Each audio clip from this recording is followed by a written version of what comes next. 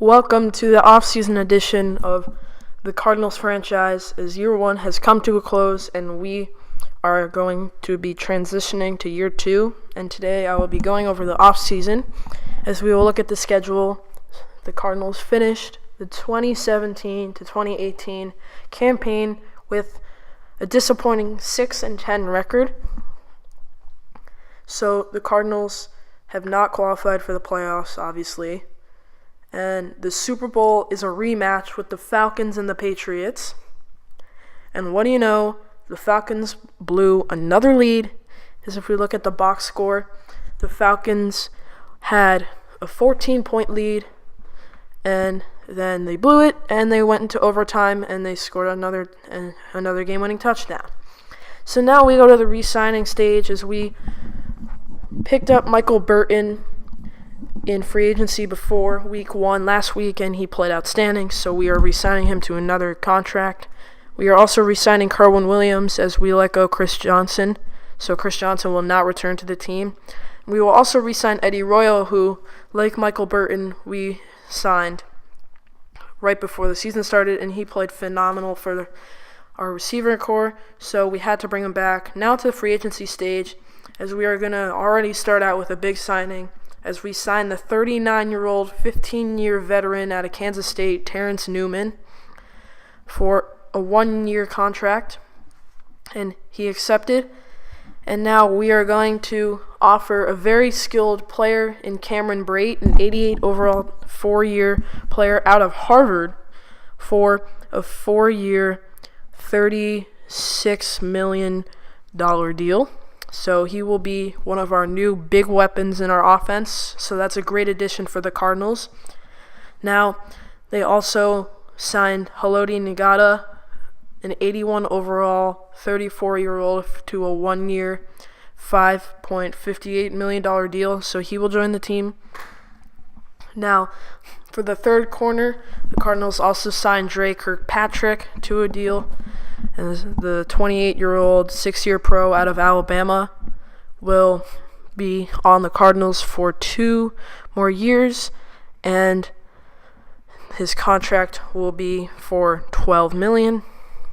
So he would accept. As also, Phil Dawson did not sign with us, so we have to sign a new kicker, and it'll be Greg Zuerlein, who is another very good kicker. So he will be our new kicker. So Greg Zuerlein is another new member for our team, as here's the free agency recap. Paul Posluszny signs with the Cowboys, and Drew Brees signs with the Rams. So much for Jared Goff. Drew Brees will be at the helm against the Rams, or for the Rams, and we have to face him 2 times a year now. So that's just great. If we look at more signings, Eddie Lacy signs with Tampa Bay, Dion Lewis to the Giants, and that's about it. As let's finally get into the NFL draft, as the Cardinals would get the number 5 pick in every single round except the 4th round. So the Cardinals have 6 picks. Their first and the number 1 overall pick goes to the Bears, and it's Jamal Griggs, the left tackle. Now the number 2 pick is the Browns, and they take a free safety. Number 3 goes to San Francisco. They take a corner. Number 4 goes to Buffalo, and they take a middle linebacker. So the Cardinals would waste no time and draft an 80 overall, very, very solid pick, as it's a left tackle named Ransford Baylark. And now in the 2nd round, they take a 72 overall. And then in the 3rd round, they get a steal in an 80 overall in the 3rd round, J.C. Colbreth as a defensive tackle. 5th round, they take a QB, Thomas Gokong. 6th round, they get another steal in Fenton Williamson as a 6th rounder, is a 76 overall. And then their final pick will be a 61 overall, Spencer Monk. As we'll recap the players. The first round pick, number 5 overall, Ransford Baylark, 80 overall, rookie left tackle out of Florida State. Has some pretty good stats, and he could easily develop into a very good lineman, so that's a very good pick.